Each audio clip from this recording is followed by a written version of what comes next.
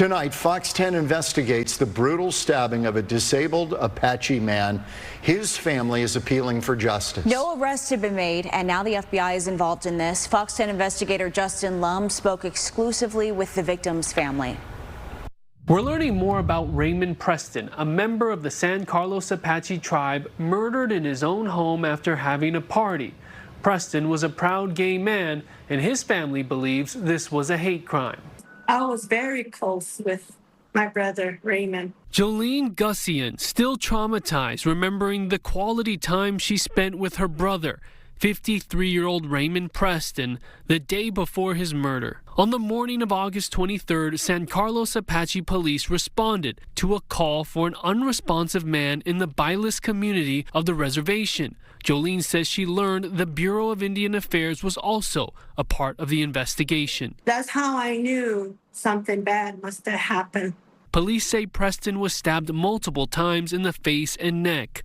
Jolene says she was in disbelief and her daughter had to identify him. Is it really him? Is it really my brother? Why would anyone want to hurt him? I think he was too friendly. He was very friendly. He was also known to loved ones as Ray, a proud member of the LGBTQ community. He hosted a party with friends the night before his death. Ray also used a wheelchair as a double amputee, but Jolene tells me his prosthetic legs are now gone.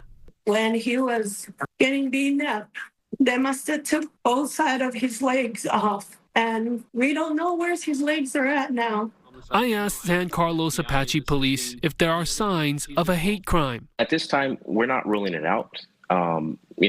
Just that we would not rule out any type of evidence that we would see at a crime scene or anything related to this.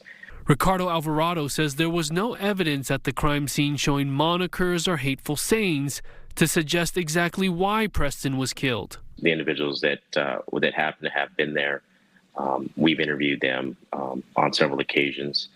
We do have some investigative leads in the case.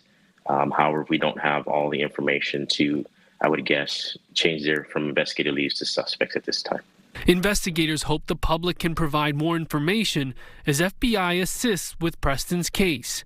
Meanwhile, his family is devastated after what he went through in his last moments alive. I had hatred in my heart. It was so sad. I can't take it. I didn't know what to think. If you have any tips on this case, please contact San Carlos Apache Police or email tips.fbi.gov. I'm Fox 10 investigator Justin Lum.